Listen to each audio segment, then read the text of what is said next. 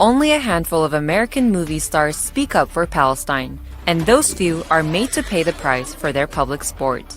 Why is it so important for the movie industry to silence those voices? Israeli historian Giora Goodman says, And I was surprised again and again to find just how much effort and care and thought had been put in by Israeli government officials, by Israeli IDF officers into bringing over to Israel's cause what is the global entertainment capital. So, Hollywood matters to Israel because it is influential.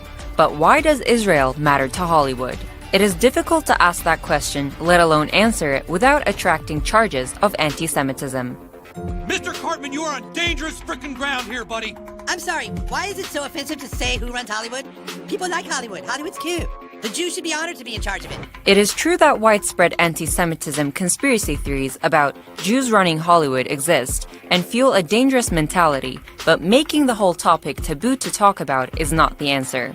Israeli historian Giora Goodman and British historian Tony Shaw co-authored a book called Israel and Hollywood. The authors told the University of Southern California that Hollywood bosses such as Barney Balaban in the 1950s, Arthur Krim in the 1960s, and Haim Saban in the 21st century have also sought to use their political influence in the White House and with U.S. decision-makers to promote the goals of Israeli diplomacy in war and peace. It is undeniable that Hollywood has a very real influence on U.S.-Israel relations, and that influence is linked to Hollywood's Jewish roots. For a people so small in number, our impact is staggering. Dustin Hoffman and Rain Man. Dozens of Emmy and Golden Globe winners and almost 40% of Oscar-winning directors are members of the tribe. That is Israel's very own Genesis Prize Foundation. It is a widely known fact that modern America first saw light on a Hollywood screen. It was largely the product of 6 movie studios established in the 1920s and run for over 30 years by a group of Jewish immigrants. They had strikingly similar backgrounds. these 5 or 6 Jewish immigrants ended up building all the first major studios that created Hollywood from scratch. All of these men who founded Hollywood were born within a 500-mile radius of one another. And all of them wound up roughly within 15 miles of one another in Los Angeles. The influence Hollywood and its movie stars had in the U.S. would soon be utilized to garner support from American Jews and Gentiles alike for the Zionist project. This kind of movie-going was religious because it had to do with worship. It had to do with the screen being larger than you were, and you being in awe of what you were looking at. The Jewish production studio heads organized fundraisers with their movie stars and wealthy influential connections and collected tens of millions of dollars for a massive emigration of Jews to Palestine under the British mandate. One of these men, Barney Balaban, head of Paramount Pictures from the 1930s to the 60s, would even help found the most influential Israeli lobby group in America, AIPAC. But money and political connections were only secondary to their main effort, which was to tell a romanticized story about the creation of Israel. The first feature-length Zionist film made by Hollywood was secretly funded in large part by the controversial Jewish National Fund.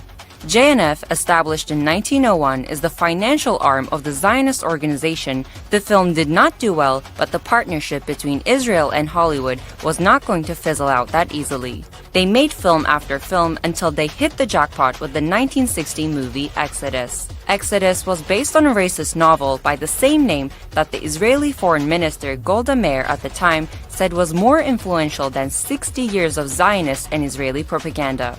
As a film, Exodus went even further than the book in totally erasing the Nakba, the massive ethnic cleansing and displacement of 750,000 Palestinians in 1948. The Jewish hero of the story, Ben Canaan, begs the Arabs to stay in their homes and become an equal part of the state, but they refuse and leave. After the 1960s, Hollywood moved on from completely ignoring the Palestinians to portraying Arabs and Muslims as irrational, evil terrorists who often had no real motivation beyond they hate our freedoms. Arab enemies were dehumanized, while telling the story of Jewish victims of the Holocaust helped melt American hearts. A 1978 TV miniseries called Holocaust, featuring Meryl Streep, was watched by nearly 100 million Americans. It told the story of the Holocaust in 4 episodes over 9.5 hours and ended with Jewish orphans being smuggled into Palestine illegally. It was not until Israel's invasion of Lebanon in 1982, when Israel killed thousands of civilians, that tides started turning and public opinion that Israel was the underdog started to change in the US. In the 1980s, with the First Lebanon War, and then the First Intifada, and the moral doubts about Israel's use of force and the direction of its government. And that is the younger liberals, they are more ambivalent about Israel, while the old generation, such as Kirk Douglas, would support Israel. According to a 2004 report by the American Jewish Committee, a younger Netanyahu met with Hollywood executives in 2001 and challenged them to do something about Israel's image problem. Netanyahu has long enjoyed close relations with his buddies in Hollywood. One of the most shocking Hollywood stories is that of his pal, producer Arnon Milchan. Milchan is behind massively successful commercial films like Pretty Woman, Fight Club, 12 Years a Slave, Little Woman, and many more. During his time as an Israeli spy and arms dealer, one of Milchan's jobs was to acquire uranium from South Africa for Israel's nuclear program, and in exchange, he ran this massive pro-apartheid campaign in Hollywood on behalf of South Africa. In the end, one of the most important things Hollywood did to rally American support for Israel was to tell the story of the Holocaust and connect it to the establishment of Israel, while completely disregarding and erasing the suffering and ethnic cleansing of Palestinians.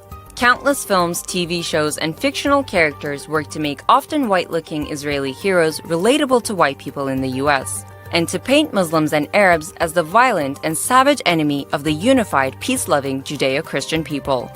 What do you think? Do Hollywood films and celebrities still hold influence over what people think of Israel and Palestine?